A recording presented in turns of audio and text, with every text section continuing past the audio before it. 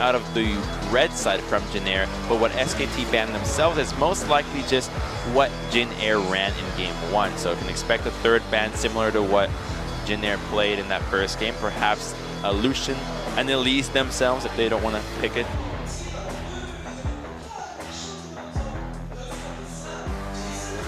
See if that Elise does make it through. We have the Galio band here out of SKT. Koma doing overtime, trying to fix SKT's issues. He's just doing his thing with that same old notepad he's always got. Well, it's no longer just a single coach effort. You've got Koma, you've got the head coach. The strategic head coach is no longer Koma.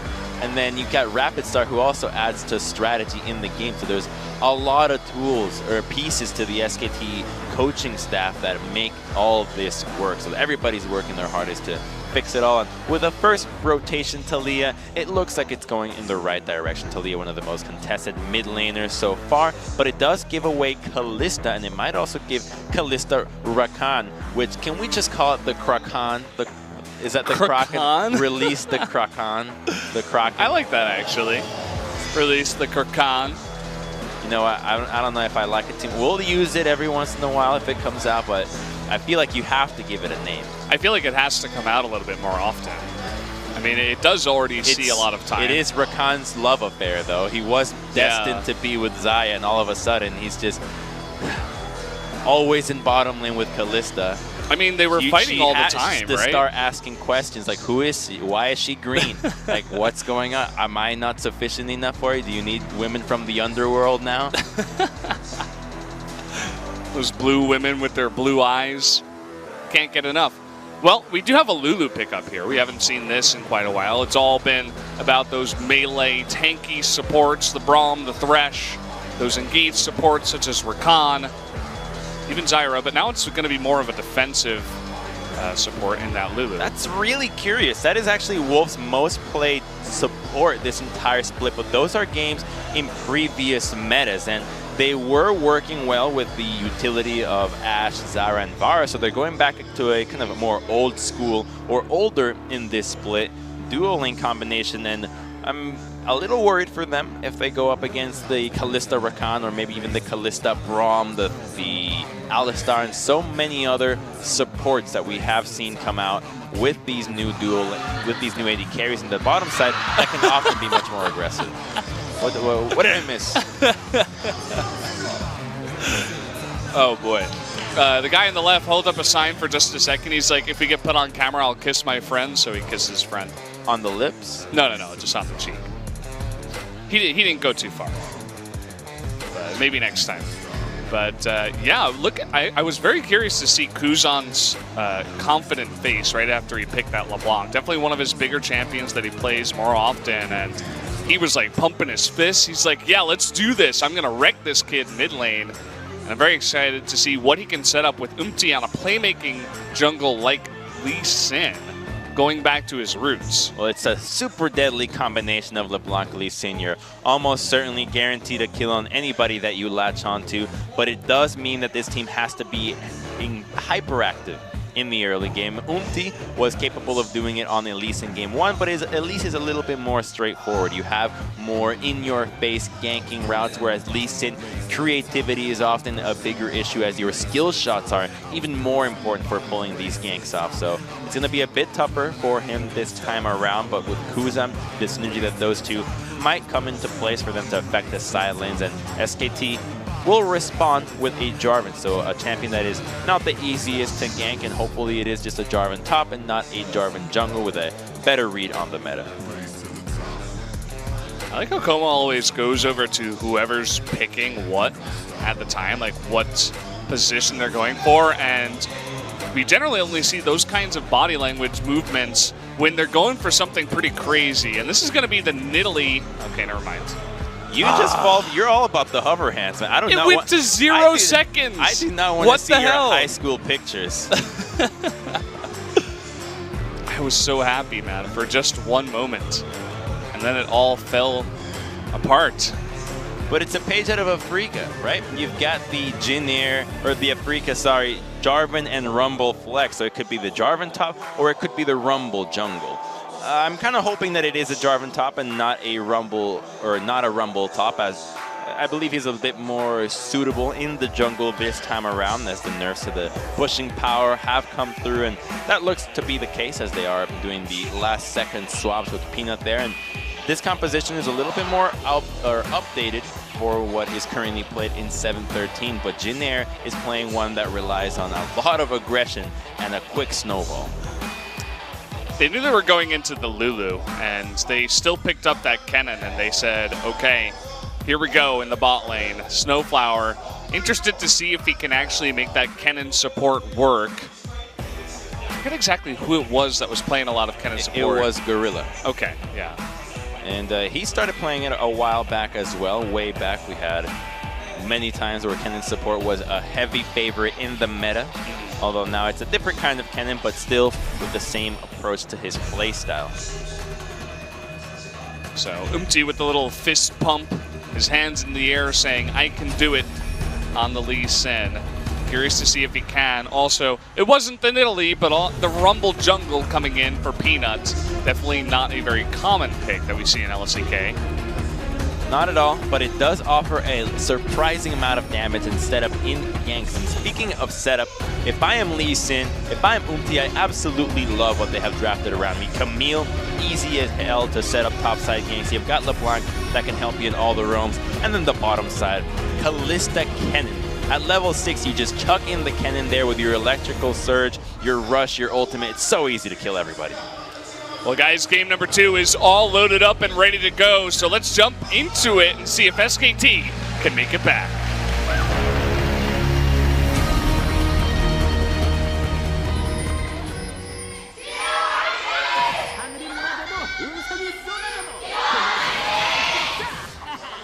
The Tears hoping to cheer SKT back into this one, as they do not want to get 0-2'd for the 3rd time in the row. That would be more than a little bit embarrassing. Well, at this point, see, in my eyes, SKT have done so much to best themselves that even a 3-game losing streak of 0-2, 0-2, 0-2 would not qualify as embarrassing just yet. Really? Yeah. Not embarrassing? Yeah, if you achieve so much, you can do something that you give them more room. Doesn't that hold you to a higher standard, though? If you... Okay, wait, hold that thought. Teddy does get the jump over the wall there with the help of Bang, who just got close enough to allow him to auto-attack. But I feel like if you get to a certain level... Okay, never mind. Hold that thought. Faker, he's going to be forced to flash. He's turning around and actually fighting this one, but there it is. Will he actually flash? The heal comes out. They're looking to fight still, and finally he goes for the flash. And that is not what you want when you're going up against LeBlanc Lee Sin. Okay, Faker, what are you doing? Because you also opted to burn the heal on that one, and now he's late to lane. No potion, half HP against LeBlanc Lee Sin that started chains. He could have just flashed out of that one right away. Instead, chooses to burn another summoner, thinking, oh, maybe we can set it up. You've got Kalista early on. You've got Kennen to deal with. It's unrealistic for that to work, and now, because he's back in lane, that level 1 play has conceded the laning phase in its entirety. This lane belongs to Kuzan now, and it will for the next X or so minutes. Yeah, I mean, what is going on in terms of the coordination and the communication on this side? Was it really just Faker's call, or were they telling him to turn around and actually fight that one? Because obviously, in that position, it was not the right choice. And, I mean, we already saw how confident Kuzan Umti looked. We'll see what they can actually do with the lead this large. It's going to be pretty funny to see. Teddy, though, eating a lot of damage. He's going to have to burn his own heal. And this already is the lane that SKT want to be punishing in. It's kind of like the Zyra, where you can just push all the time, but your defensive tools are much more simple to pull off. And now, so much of this game is going to revolve around Umti once again to make the most out of the situation. You've got mid lane that you can gank, but the bottom lane from SKT will be relentless. They are going to be in this position as long as they can. They'll chip down the turret, they'll try to find a window for them to hit level 6, then die with a Rumble Equalizer, then die with Intara teleporting into that lane. So the game plan, or a window into a safe mid lane for SKT, is already starting to creep through, and it's up to Jinair to minimize that one and take their own, which right now is Faker, and start getting some advantages. You can see for now they weren't really setting anything up in the mid lane. They tried to get the level 2 gank with MT, but after that, just stole a Gromp, went back and farmed his own jungle. So I'm not going to be looking for it. They still have a lot of time. Flash's cooldown still more than halfway left. And heal still pretty far away at the same time. You can see already the lead happening in the lane for Kuzan, even without that pressure from MT. Yeah, Faker has to play super far back because he's so squishy as well. He has to respect that Kuzan can engage onto him with flash distortion and chain, and the distance of that is huge, which means that now he has to respect that range, respect Umti coming up from different angles, that he can get dove or killed 100 to 0 without the heal. So he has to play super far back, and that's where the CS lead starts to grow for Kuzan, which is why when the level 1 happens, we can confidently say, yeah, this lane is in a way over. Faker's unlikely to die if he doesn't put himself in that position, but in order to be in that place, he has to play defensive. And now Jinair is trying to survive. They're trying to snoop out this dive, but the ward doesn't see it. Not waiting just for the blast cone. Yeah, blasting clone. You can see exactly how passively they're playing so far. They can sniff this one out. And here we go. They're going to spot it. Will they go for the dive? How will this go? The polymorph coming down. The teleport as well. First blood does go over to Bang. And Wolf was tanking that turret, so it is going to work out. But here comes Kuzan with his TP. He wants a double kill. Is going to pick up Peanut, but he misses the chain onto Wolf. And that will mean only 1 kill will go over. That chain miss was huge. That could have been the difference from a LeBlanc taking over the game to what is now just cleaning up a good attempt from SKT on the dive. And it was wise for Jinair to stay under the turret, to try to buy as much time as possible for SKT to stay under the tower. That move should have resulted in another dive, but instead it is just a 1-for-1, and now Kuzan gets to go back into the lane, but he still has a kill under his belt and a couple of stacks to that Dark Seal. Yeah, look at this. Faker, he was sitting in the brush. He was looking for Kuzan, wasn't expecting the rotation. And MT coming from the left side. They're looking for this play. The flash on him. They get the slow. There's the Q and the hop out. That will be an extra kill going over to MT. Talia can dance, but this is at a different tempo. She has no flash. Jinair has Lee Sin on the wings, and Kuzan, all he has to do is buy time. Faker just stays there dodging. He's all about the dodge. Okay, I'm waiting for the chains, and they came out right at the end, but it was already too late. Umti plays it well, uses the Flash Tempest, throws out the Resonating Strike right at the end, and now Jinair is sitting at a great position for what this composition wants to do, as now LeBlanc is part of both kills. Already 3 stacks on your Dark Seal. You got your Lee Sin picking up his hammer already. And the Tracker's Knife from the jungle. These guys are already getting fed super early on. And Faker, he's just playing the survival game at this point. That was so sad, watching Peanut hold that entire minion wave of farm because he has to give it to Faker. We're going to look at the replay of the fight. Once again, he dashes in and Faker's just waiting. Wait for the chains, wait for the chain. He's still dancing around. He just doesn't want to get hit. You can look at what he's thinking when the chain's going to come out, but Kuzan waits right at the end for it. But Faker's still good enough to dodge it, but unfortunately, he's just out of position. Jinair capitalizes right away, and that falls back into the point of Peanut having to hold that wave. Normally, as a jungler, you don't want to be doing that, but you recognize that if Talia falls further behind, this LeBlanc is going to eventually kill everybody. So it is, in fact, in Peanut's best interest to keep Faker in this game as long as possible. We can see here that Umti was looking for another pick onto Faker, but his flash is up. He is going to be ready. They did spot him with the ward. Nicely placed. And he's come all the way around. He really wants this pick, but Peanut is waiting in the wings, coming over to get his Raptors. There's the flash from Faker. At least they're going to get that flash. The Seismic Shove will not pick up Umti.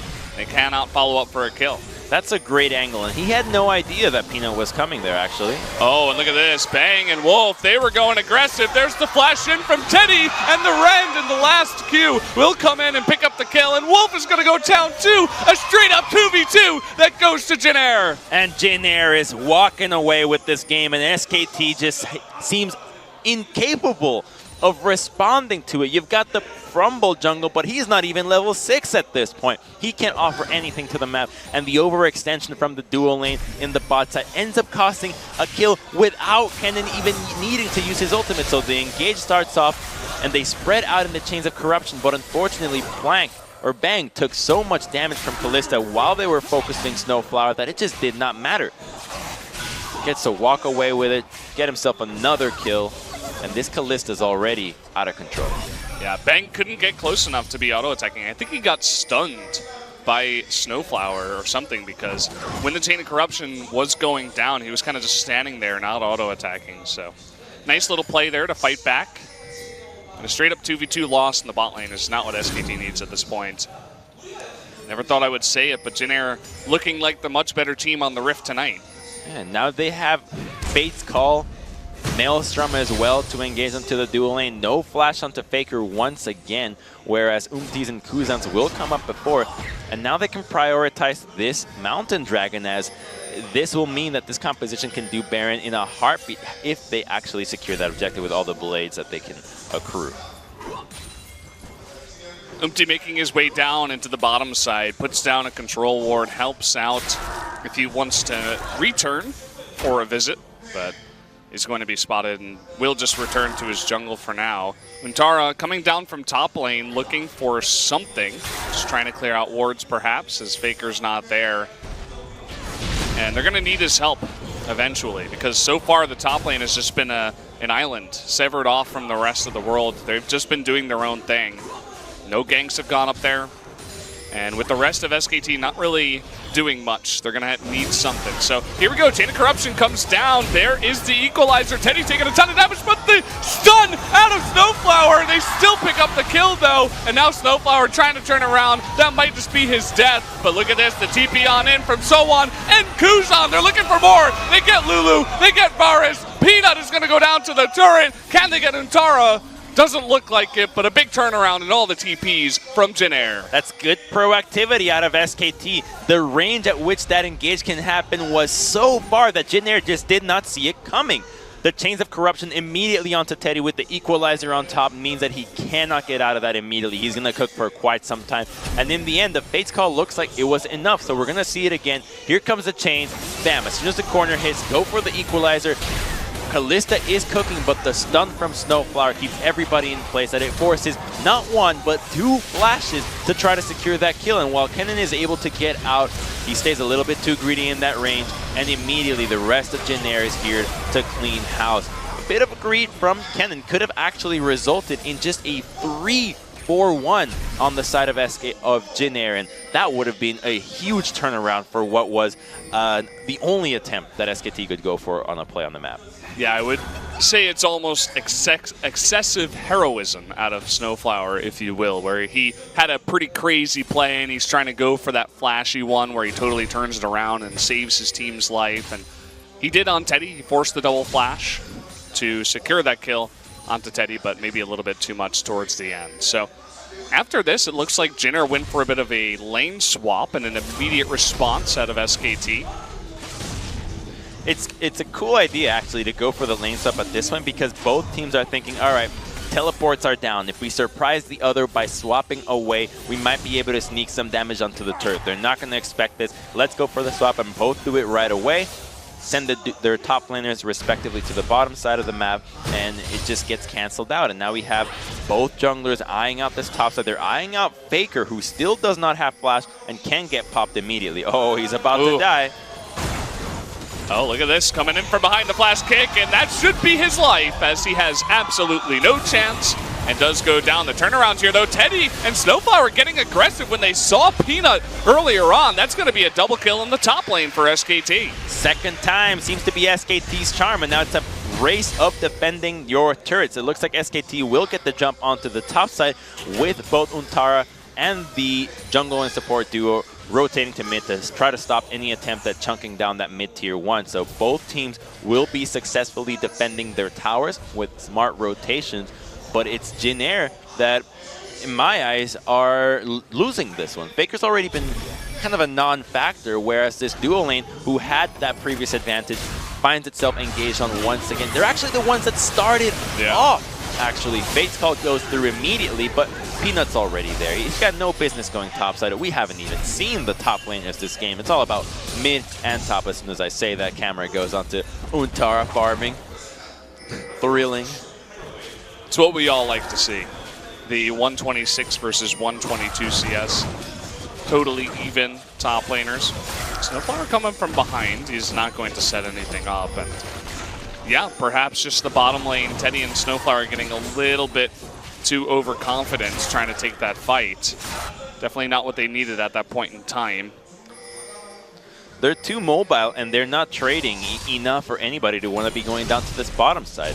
Sohwan is at 80% minimum this entire laning phase. Same with Untara, same with the mana pools, and ultimates don't get traded like crazy, which means that for anybody to look towards this lane, it's almost likely a waste of time. So they just bother with mid, with bottom lane that you can actually kill them quickly, and you don't think in your head, well, what if they just survive with good use of Cataclysm, Flash, hook, wall shot, or even the Hextech Ultimatum that can turn anything under a tower.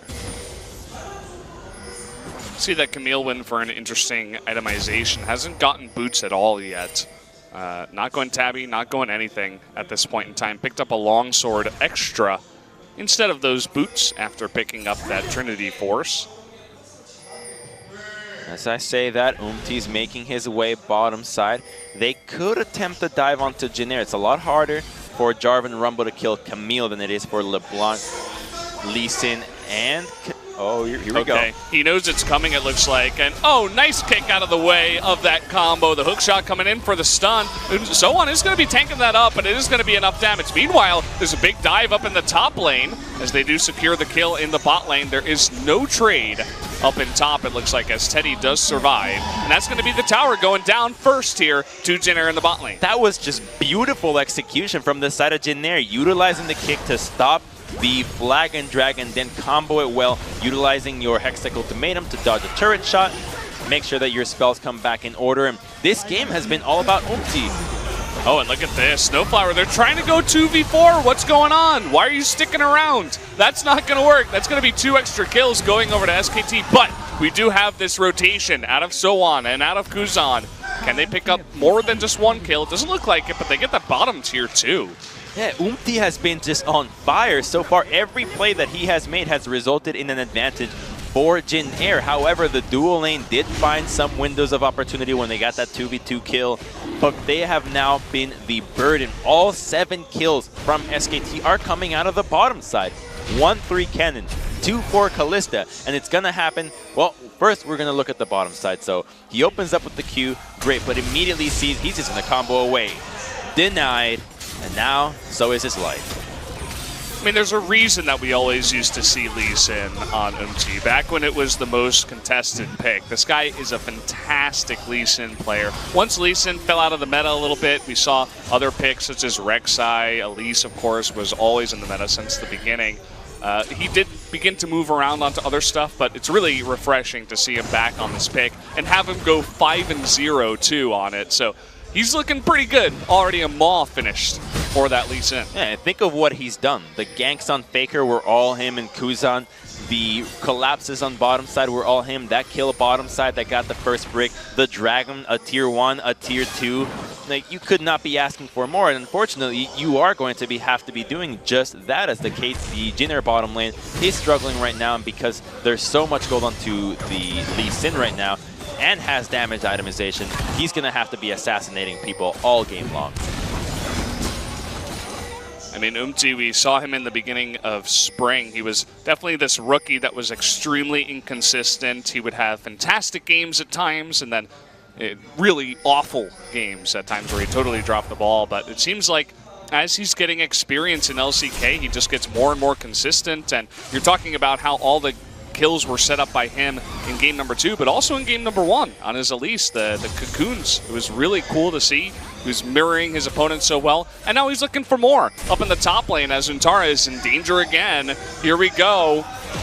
He knows this is coming in. Can he stop that combo? Just going to go for the kick right away. They're taking out the turret first. Here comes the wall out of Talia, though. That is going to save Untara's life, but they do take down the turret. I think Sohan might have gotten stuck in some sort of terrain there, as they could have tried to perhaps turn onto that one and secure a kill onto the Jarvan. Instead, they just decide against it, go for the turret, secure the objective, don't bother with the chance that Talia and Rumble can be there to turn things around. And now they're going on to this Herald, but Peanut has an idea that this is happening. There is vision around, but taking a 3v3 on in SKT's current situation with their solo and dual lanes can prove to be too much, especially now that the dual lane is also rotated from bottom into mid to stop any attempts at Herald.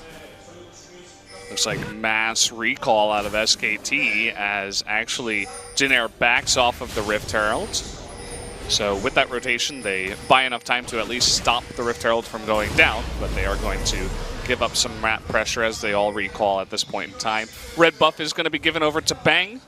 Definitely going to help out for the 2v2 in the bot lane if they do go head-to-head from here on out. Umti starts this Rift Herald again, and this time there's no vision, as he did clear it out. Yeah, he didn't get a chance to kill the ward, but instead he noticed how much time it had left before it went down. So you clear out the ward, you hang around, you wait for the vision to dissipate, and then you can easily secure the objective with no threat of it being bought over. And so now they've got a Rift Herald onto the top lane out of all champions, and it looks like that might mean that Untara, with no armor, still has a target on his back.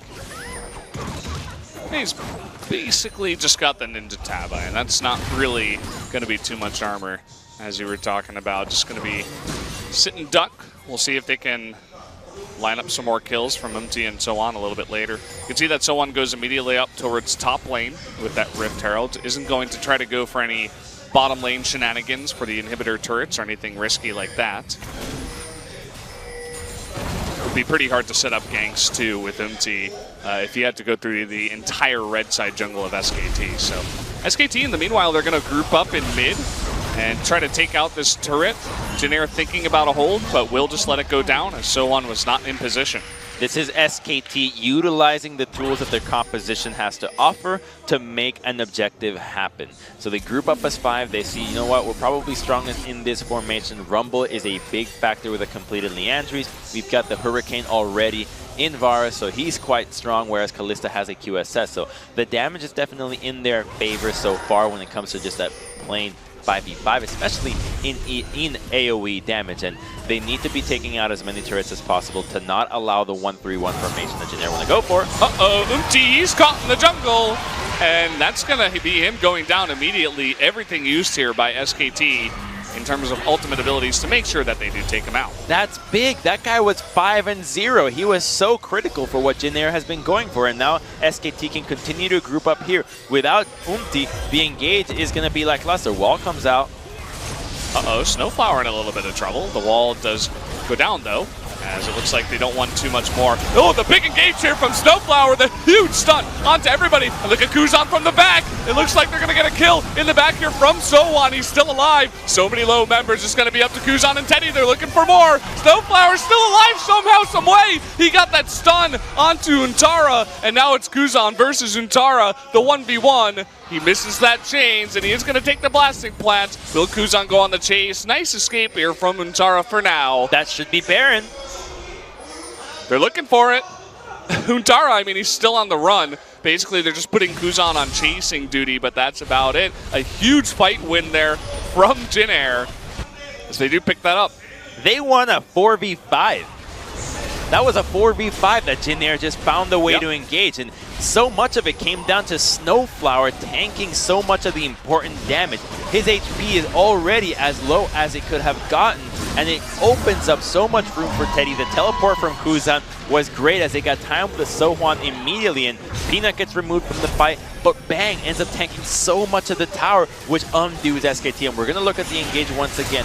Snowflower goes in immediately. It's a 5-man cannon ultimate, and into the Camille, hitting a great stun onto Peanut, so he gets comboed beautifully. Triple knockup. And then Bang is tanking tower onto that knockup with the flank coming out, so it could not have gone more perfect for Jin Air, and now they're rewarded with a Baron on the composition that can 1-3-1 effectively, and this just might be a huge Baron power play. And you're thinking about certain supports to pick up. Do you want that Braum? I mean, he's great for survivability, great engage as well, disengage, but if you want a 5-man stun, you got to go with that cannon. A little bit squishy right now, but with the Fate's Call, it doesn't matter how squishy you are. You can go in there and get a 5-man stun, set it up for your team, and then be saved. And with the help of Kalista, get another 3-man knock-up. So the composition working wonders for Jin Air in that fight. They are incredibly far ahead now, as the Rift Herald does go down to that turret, but it's incredibly low. They are far ahead, but now they have to start cracking base turret. That's not going to be enough to just be able to get the mid-tier 1 and tier 2. They are in a position to go for more, and it just revolves so much around Kuzan and Sohan being able to overextend, utilize this Baron, and here it goes into the bottom side with Umti following these two. Easily taking out the mid-tier 1. Going to be able to push that in. SKT not confident to take a fight there, as they're all split up. And that 1-3-1 you were talking about, Umti waiting in the wings, daring someone from SKT to get too far forward. Not going to be diving any turrets just yet. Should be the slow, patient Baron push in the 1-3-1 out of Jin Air. As already lots of damage coming down, and Kuzan so ready to take that 1v1. Faker almost going down at the end. Kuzan eating too many turret shots, but will win that trade in the end. It continues pushing the bottom lane. That's exactly the play pattern that LeBlanc wants to go for. That's why she's so powerful with this itemization. The Gunblade means that she can dive the turret, chunk you out, and then regenerate back onto the minion wave. And then you have Umti just lingering around saying whichever side it wants to engage on will be met by a Lee Sin who is 5-1-0. Now they're thinking about tier 2 in the mid. Engage top side though. Yeah, someone is not looking good against that, especially with the equalizer. So he may go down here, and down he goes. So a nice conversion out of SKT, going for the 2v1, the help of Rumble. That should push Jin Air back for now. Pings for a teleport here. I think SKT want more, but it might be too late. Yeah, not enough wards over there. There was one up in the red side, but they're thinking if Jin Air retreated through the lane, they would have pulled the trigger with the Jarvan. Instead, they go for the Dragon, and it's the right call to go for this objective. Now that they've lost a member, the push has been hindered. Fall back into the 25-minute Ocean Dragon, and that's just about as much priority as he should have for this objective. It should really not be valued over anything else. Look at what Kuzan is sitting on at 25 minutes, as you mentioned. Gunblade, Banshee's Veil, and a Void Staff that he just picked up. This guy is getting out of control. If you thought the trade went his way last time, well, let's see the next fight. You guys see here on screen how Sohan got clocked by Untara. Nicely done by him, and the help from Peanut to pick up that kill. And even though he had a Hydra, I have to imagine that the reason why he was so low when that started is he continued to just ignore Untara to try to get turret damage. And with a Hydra, you're doing that AoE damage. You can't resort to lifesteal on the way without hitting the champion. And so he ends up paying with his life and just did not expect Peanut to burn an equalizer to kill him. Worked out in the end because Jin Air's push was kind of losing steam towards that point, and picking up that kill totally took that train off the tracks. They did go back and use all that gold they got, at least, to buy up some items. So no big objectives on the map just yet. Baron nowhere close, as it did just get taken off of Jin Air. But Jin Air very comfortably about 10,000 gold ahead, and still putting on pressure in these lanes. And this pressure just means that the vision becomes all theirs, that SKT gets the jungle camps tonight, and that puts Peanut in an unfavorable situation. Even though his levels are still the same with Umti's, the overall levels are in the favor of Jin Air by about 2 or 3 right now, and as they continue to do this, it will only grow in their favor. They have cracked down that tier 1 into the bottom side, the inhibitor turret, or tier 3, that will most likely be taken advantage of come this next Baron. So right now we can just expect no action for about a minute 30, minute 40 until Baron truly spawns, and then we can see everybody migrating to the top side of the map. You can see that they're edging down towards bottom as Kuzan is the lane that will put the most pressure on because he's pretty far ahead of Faker at this point. So always at the ready are Bang and Wolf to rotate down, need be, if a fight does break out. No farts in this game, not yet. And yeah, it looks like you were right. No real action so far. Although Faker is coming in here looking for that knockup, but he's facing up against that LeBlanc, so having a bit of trouble with that one. There's no need. You can do this, and just how we got shown in the Vision, if you do this for a long enough time, you don't even have to bother clearing out Vision. Only control wards can survive, which means that everything is guaranteed to have died off from when it comes to SKT regular Vision. And so just buying time that you know they're in their own base means that you guarantee not having any wards. The Fate's Call just gets popped, so not a big deal. It's not a greatly long cooldown, so they will just have Kennen heal back up. And now the Vision begins around Baron as it spawns in 35. Yeah, just a trade for trade on the ultimates. Bang using that Chain of Corruption, saving his life was Teddy. And here we go. SKT really trying to come on through and put down whatever Vision that they can. And looks like Sohan with a pretty nice wave down in bottom lane. Someone's going to have to go deal with that. It looks like the answer is Untara for now. Sohan is 2 levels on him. Fighting over the red buff. It looks like Jin Air has delegated 2 people down here, and it might... Oh, we're going to see a high-octane decision-making happen real soon as this duel lane. They're going to surprise Jarvan, so they're going to kill Untara, but SKT needs to respond with Baron. Oh, they don't actually go for the Hextech ultimatum. So they cannot lock him down, even though Kuzan is still waiting in the wings, looking for that high-octane play you were talking about. The wall comes down here, and Faker, he jumps on over very confidently, taking a bunch of damage from Teddy. And the teleport coming in will have to be canceled. But look at the bottom lane. SKT doesn't get anything, and the inhibitor is going to go down. Bold TP there, and Sohan with red buff with LeBlanc behind him. She gets spotted in a ward. It just cannot defend. Untara has no business, just gets to look at his inhibitor just get decimated, and he had no chance of even fighting that one in the first place. So Jin Air just playing the map well. SKT looks for picks, unfortunately, between Fate's Call and how mobile the entire lineup of Jin Air is. They just haven't found anything. SKT really struggling at this point. Sohan is still putting on immense pressure in the bot lane, and Wolf he's resorting to tactics that, again, we can only describe as desperate. He's trying to put down control wards just to spot if the Baron is being taken over the wall, whereas Jin Air is just waiting for those wards, clearing them out. They did thankfully get that Scuttle Crab, which definitely helps out in showing any normal Baron take coming through from Jin Air. That was a big steal on that final Harpoon from Peanut. Otherwise, the re-engage onto Baron attempt from Jin Air would have had the threat of a turnaround be that much more obvious, because with the Scuttle Crab there from SKT, at least they know when the team is going to turn off, who's around Baron for the most part. There are glimpses of Vision, and now it looks like Jin Air still wants to control this bottom side. Unfortunately, I don't think Untara will be priming himself to get dove by Camille and LeBlanc, because he doesn't have any business leaving his base at this stage. Yeah, you can see how safe he is playing in his base. Sohan trying to engage on him, trying to push on in. And he's just struggling with those super minions. Kuzan hasn't really shown himself just yet. They want to push on in with the wave. And here we go. How is SKT going to respond? Looks like Kuzan and Sohan, though, are not going to commit just yet. Very carefully pushing in. You know, it's in these moments where you could truly see the value of a LeBlanc clone. SKT would lose their brains, but they're going to lose Jarvan. And look at the wall coming down. Faker, he wants to come on in. Untara, though, is going to eat it, and all of a sudden this turns into a 1v2 for Faker. The rest of SKT, they're trying to rotate on down, but Jin Air's following them. The chains are going to come here, but SKT, they're not confident to take the fight. And so that's just going to be a dead Jarvan for 40 seconds, and Jin Air's control of the Rift.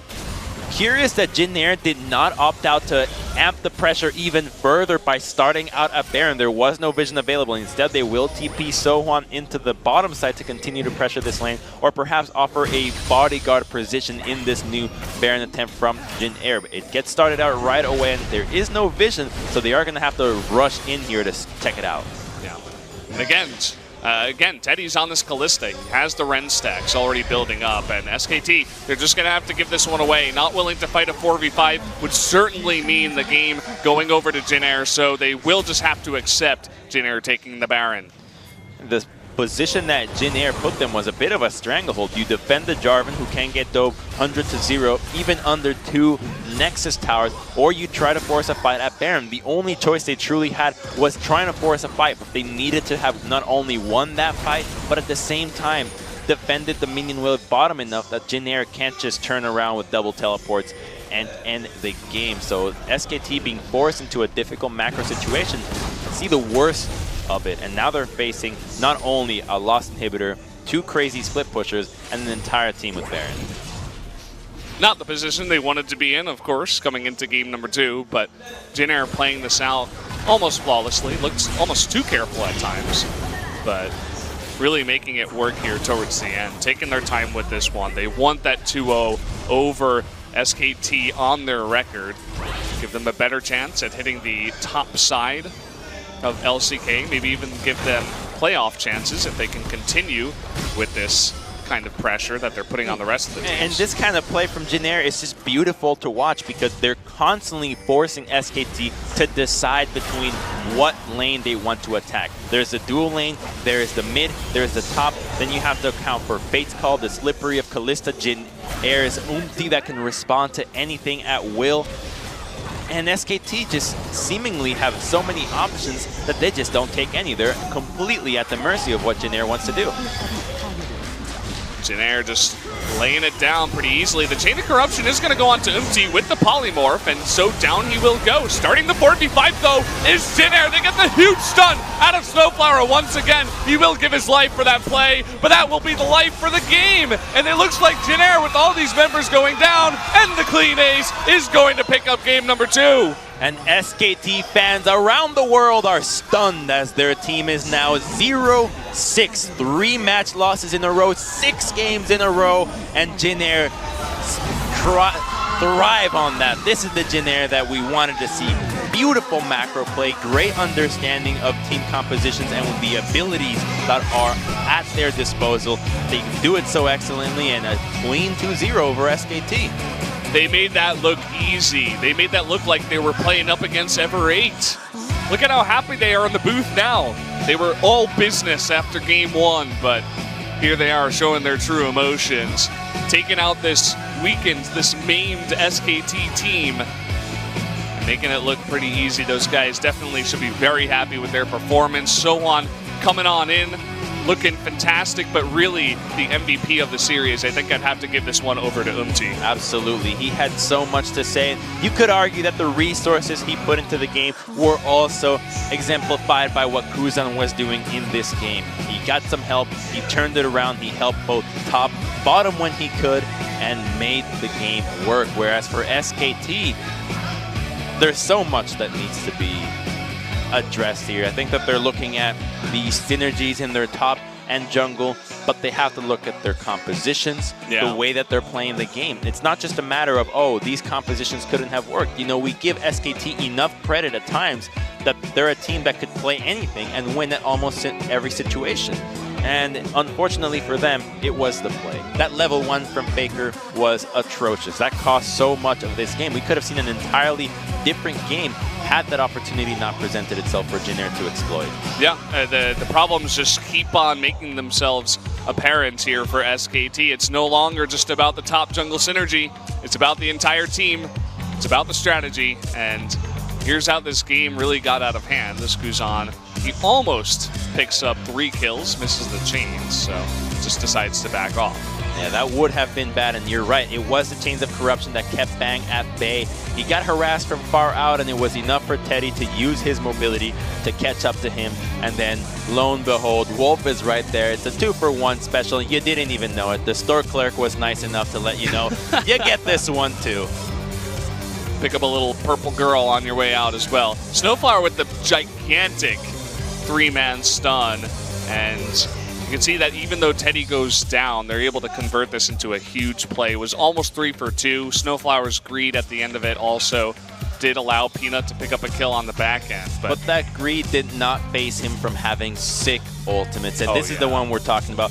5-man cannon engage, comboed into a beautiful face call. Check it out. The knockback from Camille's Hextech also places 4 members straight into that face call. You could not have had a better setup for Jinair, and that was a 4v5 that transitioned into a Baron that spelled disaster, and it made it so apparent now that the 1-3-1 came through with LeBlanc sneaking out into the bottom side. There's not many champions that can survive Camille and LeBlanc harassing you under any turret. Composition was genius, and the Lee Sin pick to allow these lanes to get so far ahead, and the play out of MT was just beautiful as well. A very technical game. Game number 2 was from Jinair. They definitely deserved the win over SKT in this one. Taking the ace towards the end. Nicely done. So the results here, Jinair with almost 16,000 gold ahead, and really Kuzan getting very far ahead with the help of Umti was able to do the most damage in the game. But when you look at the damage charts, you see that this is not a game about damage. This was a game about map rotations. It was a game about pressure, about understanding the win conditions and tools that each team has at their disposal, and Jinair does so again beautifully with Camille, with LeBlanc, with the dual lane engaging with Kalista, and it just shows why this pick of Kalista, even though typically we had seen her with tanks, allows compositions like this to thrive, that you can get enough hang time in the crowd control to allow more carries to come through in your comp and just wipe out teammates instantly, or team members. A pause, kill them, just kill them. Kill them all. That was the strategy here from Jinair, no doubt. And we are going to be hearing from these members in an interview in just a few moments. We're not quite there just yet, but definitely stay tuned. I'm very curious to see